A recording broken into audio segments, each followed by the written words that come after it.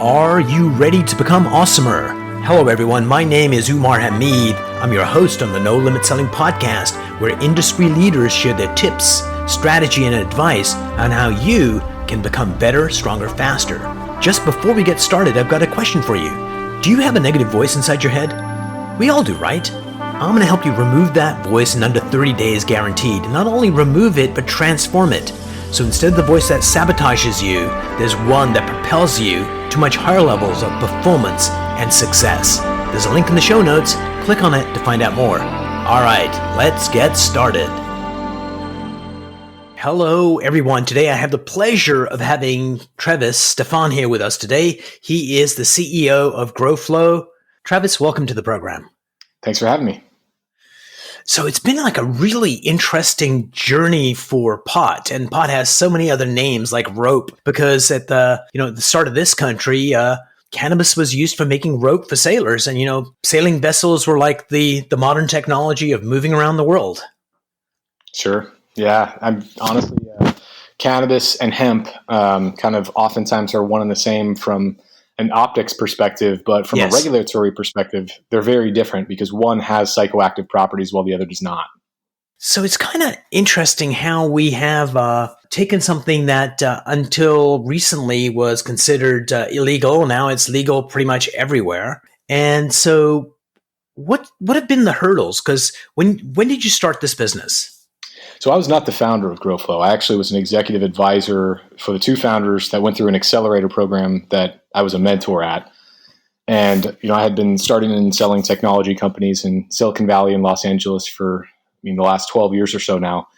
And I was fortunate enough to be able to work with these two founders, and they were just doing every single thing that they were advised to do. It was working. It was, the company was growing. It was their first tech company. So once it got to a certain element of scale and speed, they realized that they wanted to work on the product itself, and they didn't want everything else that came with executive leadership, fundraising, management, culture, hiring, etc.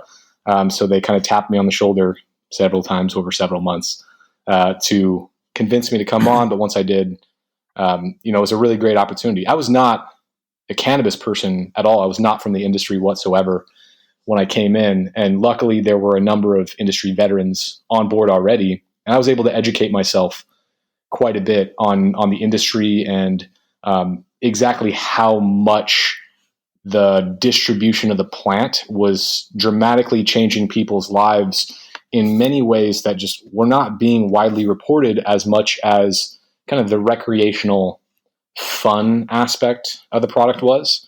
And that was the gap that we realized Absolutely. we needed to bridge. So let's step back a little bit, and we'll come back to the story. Is the founders of this company realize that, being CEO and running a company and growing a company is different than what we have passion for. All too often, leaders hold on to that CEO title way longer than they should, much to the demise of the company sometimes, and certainly to their happiness. Yeah, it was a very rare circumstance. I had not seen it before where, a founder / CEO and a co-founder actually were actively and proactively seeking their own replacements when the company was healthy and growing, when the opportunity was really ripe. And they were just very self-aware in terms of their own interests and limitations and what the company could be. And they were able to realize that we will be the beneficiaries of more experienced leadership from a share price perspective if we go and find that person and make sure that the company can set that person up for success. And I was also very blessed to be able to bring a number of really solid executive leaders with me when I came on board that I had exited prior companies with. And thankfully those relationships were such that I was able to pull them away from some of the opportunities that they were going after. That's also interesting, because a lot of times what happens is companies tend to be in trouble. And this wasn't the case here, obviously. And then the VC say, okay, you need a new CEO, and they bring in a team. And then it creates this chasm between the new team versus the entrenched team, the legacy team. So when you guys came in, how did you win over the current executives to say, hey, we're here to help you grow? What was that transition like? It was a lot easier than you would think. Many of the folks that were leading the company at the time were also very, very new to those seats. And after we were able to just interact for even a couple weeks, they were all 100% on board of all the ways that they would be able to develop and learn, and their own interest in the company would appreciate and value much more rapidly by bringing in some folks that had deeper relationships with capital partners, that had more experience from scaling and rapid growth perspective, and so on and so forth. So it was actually a really symbiotic relationship very early. It was we were very fortunate because most of the time this type of situation can be a pretty big mess. So the kiss of death always is when you hear of two organizations coming together. It's like, this is a match made in heaven. We have the same set of values. And, as soon as they say that, there's no freaking way that's going to happen. But I think it's the intent and just showing up in a different way. A friend of mine, Sam Malhotra, business guy, was helping the governor in Maryland get elected. So when he got elected, he said, hey, why don't you come on board and help me out? So he took over Human Services, the Secretary of Human Services. And this is where people that are social workers go in to help families in distress. And when he came in and he introduced the legacy government folks to business practices from Harvard, they were like, oh my God, thank God. This is like so useful for us to kind of follow our mission and help more people. So coming in with the right intentions and a new set of tools is important. So you work with companies providing them guidance to actually come into the marketplace, right? That's what your business does?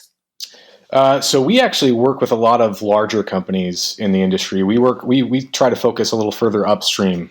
We found if we work with the smaller or brand new companies too often, they actually will not have the time or bandwidth to be able to use the vast majority of the solutions that we have because they're Nice. 1-2 man operations. So we typically try to focus a little bit further downstream, and we go for mid-market folks, enterprise folks, like the large multi-state operators, the vertically integrated operations, where they actually have a staff that can benefit the most. Like we want to create the most value we can. And we just found that too often the smaller operators, they're much more price sensitive. We're not the cheapest solution out there. And they would benefit more from just a very bare bones, check the boxes to be minimally compliant, and that's it. And then as soon as they start to see a little bit of success, as soon as they start to realize, okay, we want to actually grow this business instead of it just being a boutique mom and pop forever, that's when they typically come to us. And it's also good on your part in terms of knowing exactly who you want to serve and how you want to serve, because it's so easy for companies to go, well, we could also help them here and we could also do this. And as soon as you start helping everybody, you're helping nobody. So staying in your lane and being the best you can be in that space is critically important. So how do you guys ensure that you are relevant to your constituents, that you have integrity on what you do, and then you have focus on what you're really great at? So do you think those three things are important? And if they are, how do you maintain that throughout your organization? Yeah, let's take them one at a time, actually, because they're actually very different questions. So one of them I heard. So can you repeat those three things? I'll take the first one. Okay, so one is basically, let's go with integrity first, like your Sure. values, who you are. How do you make sure all the employees at all the levels kind of follow that, so it's not just kind of higgledy-piggledy? Peter Drucker once said that culture eats strategy for breakfast. And a lot of people know the line. Most people don't actually put it into practice. What we found is it's not an important thing. It's the only thing, really, in terms of organizational development, especially after you get past like 5 or 6 people. I mean, we're about 90 people today. But after you get past, as soon as you have your first manager, and it's not just a founding team of people who are all generalists, culture has to be very deliberate. So a lot of people will hang core values on the wall, and that's where they'll sit. And most of the time, their culture is implicit. It's just assumed like, yeah, this is what we say it is, but this is what it actually is. So we kind of really made an intentional push from day one. We're going to clearly define our core values. We're going to repeat them on every single call. We're going to make staffing decisions, hiring, firing, strategic decisions. We're going to make large capital deployment decisions when we're actually making investments into the business from what we've raised. All of that is based specifically on those, and then we communicate in what ways those are actually being carried out. And then we really police it and basically say, all right, on every team call we have, we're going to highlight core value wins of the week. We're also going to flag core value risks of the week and surface those, make it okay to talk about them. So if it becomes a really clear part of the culture, our team members will inevitably adopt those. Brilliant.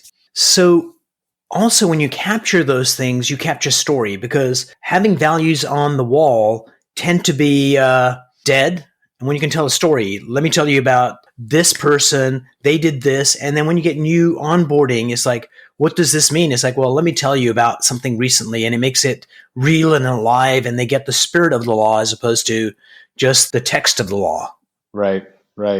Yeah, honestly, it's so we had to do a couple of things early on when we first came on. There was no predefined culture. There was no predefined core value or mission statement or anything like that. So basically what the company had when we came in was very strong product market fit, and that's it. In terms of solid fundamentals as an organization, we had to install those, which was a perfect situation because we actually knew very little about the industry when we came in, but we knew a lot about how to build successful businesses. So it was kind of a match made in heaven in that way. So from a mission standpoint, we basically said we want to be, from day one, after surveying our customers and why they came back to us all the time, we basically said we want to be the most helpful company in cannabis, period. So anytime we have a strategic decision that we have to make, or there's a debate on what tactic to go after, we'll frame the discussion and say, what would the most helpful company in cannabis do? And 9 times out of 10, the answer is clear right then when we actually just ask that just question. By asking that question, which is brilliant. Yeah, because and most also of the time keeps you true. You get caught up in what would make the most money for the business or questions like that, and they're not the same. So we basically just operated with the thesis that if you treat the customer well and you actually try to help and you create solutions to drive customer outcomes, we then treat our revenue as a byproduct of that rather than the other way around. I think in the Southwest Airlines with the founder there, one of the things was, how can we make this a really, really low price airline that gets people there on time, every time? And certainly the customers say, hey, we want food on these planes. And when people would bring it up to him, it's like, okay, how will this help us lower the cost? And the answer was, it doesn't. Mm-hmm. And so I think that question of how can we be more helpful, or will this make us more helpful, this thing you're suggesting? And if the answer is kinda, then you kind of know that's not it. So the second word I'd used was relevance. How do you stay relevant to your constituents? Because the market changes, a great question. and how you need to show up needs to adapt. So how do you keep a finger on the pulse? Honestly, so we had to adopt. So one of our core values is we actually borrowed from Amazon, and it's a deep customer obsession. So all of our product managers, for example, and folks on our new market entry team, and then all of our customer experience teams from support or success or activation and our sales team, they all have really clearly defined motions on talking to customers and how those conversations should happen in a way so we're not like leading the witness. We want to ask questions in a very specific way and let them kind of reveal what they want to us in the language that they want to use. So we don't want to nudge them in a direction. We want to just go on a fact-finding mission. And the relevancy really also then comes over top of that, because we could let the customer decide what we do, and we could probably see some success that way. But if Henry Ford would have asked his customers what they wanted, they would have said faster horses. So what we try to do is drill down. Instead of asking them for what the solution should be, it's what outcome do you want to drive? What is the result that you want here from whatever it is that you're proposing? And then we'll go ahead and get together as a team and say, what's the best possible way that we can create this outcome for them? And then we'll just keep them in the process the whole time and present solutions to them. But being able to actually exercise the muscles of innovation that actually are servant focused, like we want to help drive those core outcomes, has been kind of where the magic has happened. Did this kind of thought process did you inject that into the company, or did it develop once you got there? Because just a couple of things you mentioned. One was, no leading question. So we actually get at what's really there. Most companies we know what they want, and we will ask these questions. So the questions are leading on either accidentally or on purpose. And then the other one was, dear customer, what's the outcome that you want? Get your customer to think about it, exactly what that is. Yeah. And oftentimes it's not just more sales. It's like, what's the outcome? It's like, oh, this is what we want. So did you bring that in, or did you adapt it when you got there and kind of figure stuff out? A little bit of both. Honestly, it's a process that has to evolve as you scale. So it's something that if you would ask every founder who reads blog posts or anything like that, it's something that most like in the know founders know is important, but it's a completely different animal to actually use it every day. So for example, one of the tools that we brought in, one of my favorite books when it comes to this sort of thing is Lean Customer Development by Cindy Alvarez, part of the Lean series. And it's a very quick read. It's very specific and actionable and just shows, okay, here's the magic of not asking leading questions. Here's the magic of what this can do for you, and just provides a very clear framework. Now, our product team and some of our other teams have had to iterate on that just based on our needs, but it really did get us started. But it was a cultural thing, to be honest with you. It does come back to culture, because it's one of those things that has to really be in the DNA of the company to not go into data looking for validation of your opinions and rather forming opinions based on the data that you're getting. It's really, really easy to get mixed up. I mean, we're hot wired. You've got friends, and many times when friends ask you for advice, they know the answer they're looking for. And if you don't give them what they're looking for, they're like, never mind, Travis, I'm going to go to somebody else to validate the answer that I want. So we're kind of hot wired to do that. So one of the things I find is that a lot of the values and mission and vision for companies, I guess, maybe I'm being like a drama queen here, but 80% of them are bullshit with companies, where it's like, we took a survey or our consultant said, and we got down to this. And when you ask employees, do we actually live up to that? And the answer is, oh, no, we don't do that. This is what really happens here. The open door policy, that the unwritten messages never come through that door. So bravo for bringing in a new culture and then making the effort to keep it alive. So one of the things that leaders have the ability to do is to see further into the future than hourly workers, for the most part. So how do you ensure that you're seeing far enough into the future and still keeping an open mind? Because if you just look at what's happening right now, you can get lost, but you need to kind of say, okay, I'm thinking in 3 years we need to be here. A, are you doing that? And B, how do you connect the bridge from what's happening day to day to where you think this is going, and also don't get caught up in getting blinders on? So complicated question, have at it. Yeah. And honestly, the prior statement that you made is kind of related to this. So like if we would look at it from a human resources perspective, for example, like we do monthly surveys with our team, and we basically say, the survey topics might be things like diversity and inclusion, wellness, benefits, engagement, like all sorts of different topics. And that cadence repeats every 6 months. But what we do is all those surveys are anonymized. We find patternistic responses of where are we failing. We'll select some of the top 3 things. We'll create initiatives around them. We'll communicate them, and we'll continue to communicate their progress so that our team knows, hey, these are being worked on. It's not going to be perfect on day one, but this is, we're putting attention here. And then the next 6 months, we're going to run that survey again and see if we've made progress. And by and large, we have. So that one piece is another piece of that culture, but it's also kind of future focused. Like you said, we want to work in the direction of something, knowing that it won't happen overnight. Now, from a macro level, from a strategic perspective, basically what we did is we created a 3-year vision and said, all right, three years down the road, this is where we want to be. And we got as specific as we possibly could. And then we aligned our quarterly goals around kind of a step-by-step approach to that particular reality. And by and large, like all these predictions, all these projections are going to be some degree of wrong. I think it was statistician, his name was EP Box, had a really great quote here. And he basically said, all models are wrong, but some are useful. And so basically for us, this particular projection, it's going to be wrong, but it's useful in steering the ship. Because by making a decision to do one thing, we're consciously also opting out of all of these other ways of doing things, all these other things that we could do with that time. So that has to be like a very clear and present strategic decision every time it happens. It can be very simple to comprehend, but it's not easy to implement. It's a daily practice. Brilliant. So how do you keep yourself on track?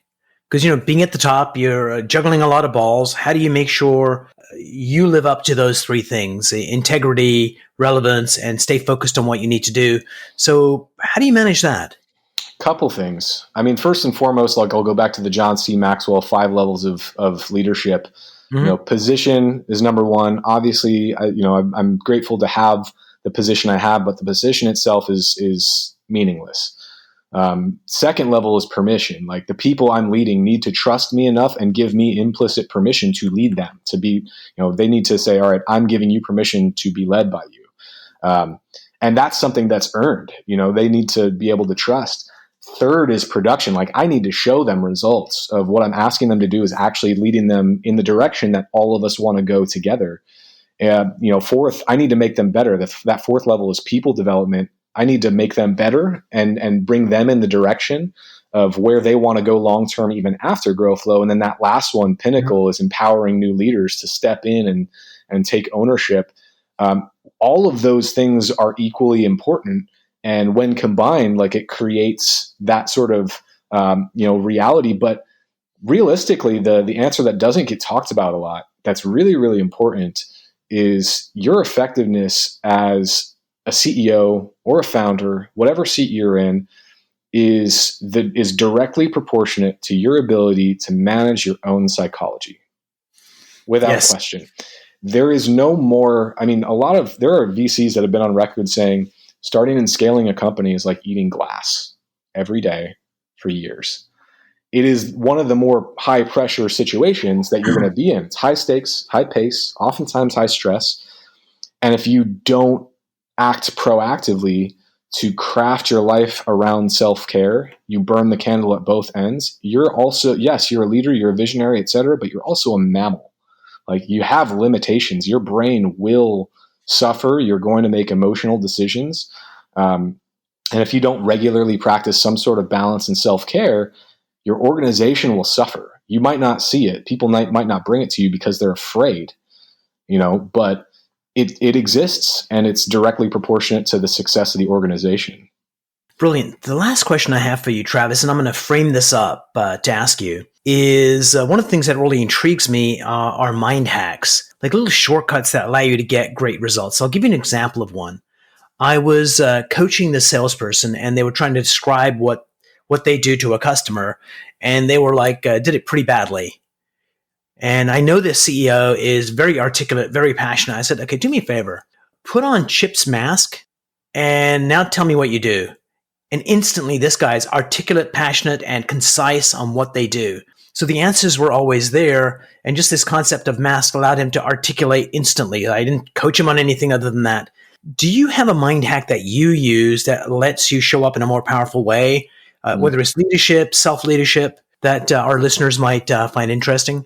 So yes and no. I wouldn't call it a hack. It's more engineering. And I use that term because, there's a lot of smoke and mirrors around the term growth hacker, right? Yes. But the most scalable path to high growth is growth that is systematically engineered into the DNA of a company. So that's kind of how I've tried to treat it. So one of the things that is important so here's, for example, this is my day today. In like just a physical notebook. Wow. Yeah. Every single thing that I have to do every day that takes time. It's not just things that I have to remember. It's not a to-do list. Anything that takes time is on the list. It's rank ordered. It's batched. And the order is strategically placed so that I'm staggering cognitively challenging tasks with tasks that also need to be completed during my day to be a human, but don't take brain power, right? Because what oftentimes, if we just act on instinct, we will be compelled, or the gurus, the time management gurus out there will say, okay, get all the hardest, most important things done first. I actually disagree with all of them. And I can see exactly what they're doing when they're teaching this. They're building solutions to sell people in books, without question.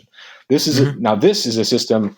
I've never taught anybody this. This is just for me. I've developed it over 12 years. I'm the only one that uses it because it's for my brain. But the reason that this is important is because if you're in an environment that's so high paced every day, the first thing that's going to happen is you're going to burn out. And you're going to burn out by 2, 3 o'clock in the afternoon, maybe earlier if you're up and focusing on just cognitively challenging stuff. But if you can strategically fit the puzzle pieces of your day more tightly together and in a strategic way to periodically give your brain breaks while still remaining productive, it's almost like interval training for your mind. Like that. And what comes up for me is it's like a sorbet between courses and a meal. Mm-hmm. Where it's just going to exactly like that. Buds. So it could be a task that needs doing, but it takes you away from that heavy mental stuff. It's almost like a relief, and then you come back to something else. Now, here's to illustrate the power behind that. Like the productivity you get from just that one thing is pretty astounding. And a way to illustrate that, not to toot my own horn, but over the last 10 years, sorry for my alarm. That's another hack I have. I have an alarm every 2 hours reminding me to eat, because I will forget. Smart. But the way to illustrate the impact that sort of thing can have, like I don't come from money. I don't have a business degree. I learned all this stuff by doing over the course of several years. But in a decade, I've been able to start, scale, and sell 7 companies. Right now, I'm running one with almost 100 people. We've raised 10 million in capital. We've raised almost 100 million for other projects in the past. I've got a real estate portfolio that I manage on the side. I've written 2 books with 3 more that are in draft form. There's another company that I founded that's doing really well with a different CEO. Like there's so much stuff that happened in that span professionally. And then personally, I've run a bunch of ultra marathons. I've competed in bodybuilding competitions. Like I've done all of these crazy things, and I still have the same 24 hours in a day that anybody else has. And I still have time for a personal life. I still have time for a social life. I still get 9 hours of sleep every night. I'm cutting myself off from work every day at 5 o'clock. Like I don't burn the candle at both ends. Like all these, like Gary Vee is just do it, work yourself to the bone, wake up at 4. I wake up at 7. I go to bed at 9:30, 10. It's not how hard you work. There's a better way that most people don't understand. There's just a way to order the things during your day and a way to present them to yourself that allows you to squeeze, a week out of the day. Brilliant. Travis, you are engineering your life. I love it. It was a pleasure meeting you. Thank you so much for being on the program. My pleasure.